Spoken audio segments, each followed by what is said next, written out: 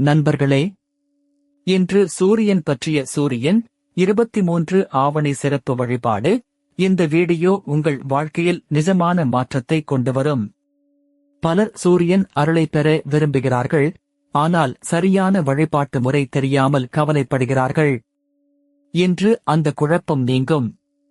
பழங்கால தமிழ்நாட்டு கோவில்களில் சூரியன் பக்தர்கள் கடைபிடித்த ஒரு மறைபொருள் இருக்கிறது.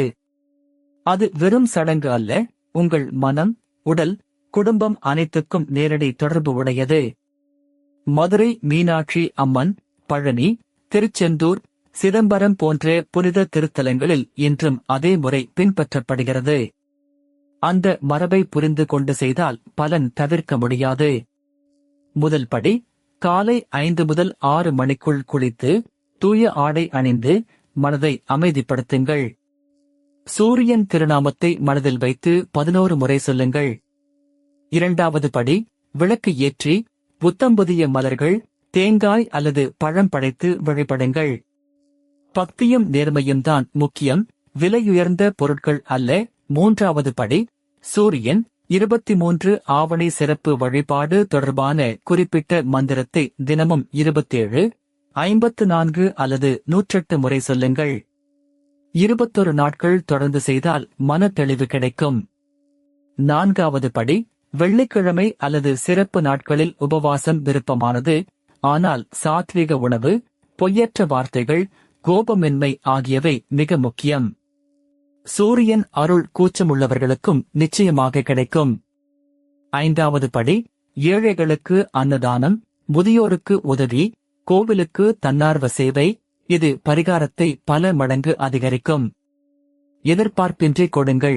ஆராய்ச்சியாளர்கள் சொல்வது, தினமும் 5 நிமிட பக்தி ஒலி கேட்பது மூளையை அமைதிப்படுத்துகிறது.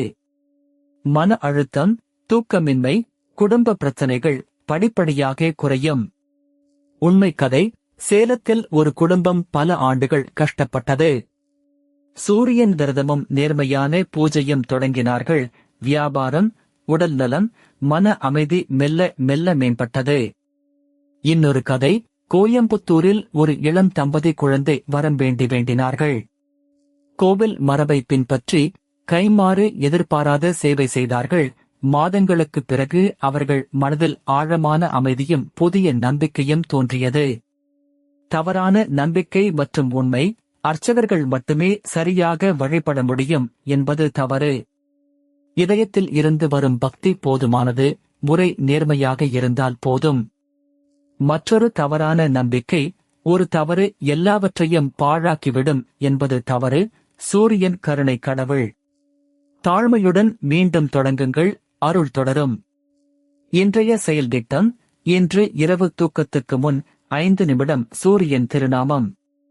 நாளை காலை விளக்கு ஏற்றுங்கள். இந்த வாரம் ஒரு கோவில் வருகை அல்லது வீட்டு பூஜை அறை சுத்தம்.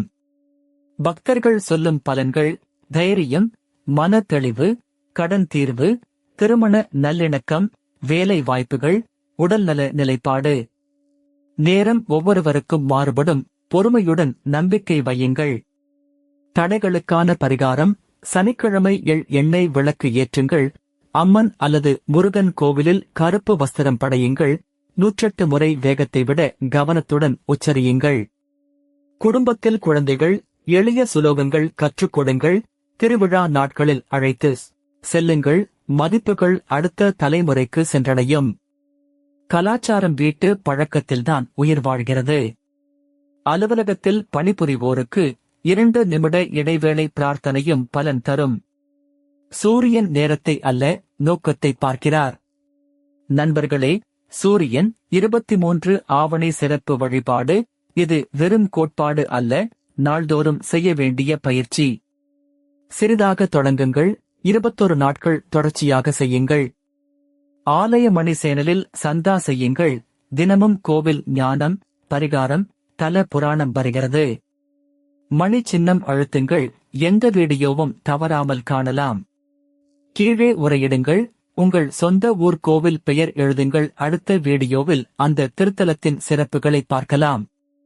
இந்த வீடியோவை குடும்பத்தினருக்கு பகிருங்கள். ஒன்றாக வழிபட்டால் பக்தி மேலும் வளரும். சூரியன் திருவடியில் நம்முடையவர்கள். சூரியன் பக்தி பாதையில் பொறுமை மிக முக்கியம். சூரியன் 23 ஆவணி சிறப்பு வழிபாடு நாள்தோறும் நினைவு கூர்வது மனதை வலிமையாக்கும். இந்த நம்பிக்கையை விடாதீர்கள். சூரியன் பக்தி பாதையில் பொறுமை மிக முக்கியம்.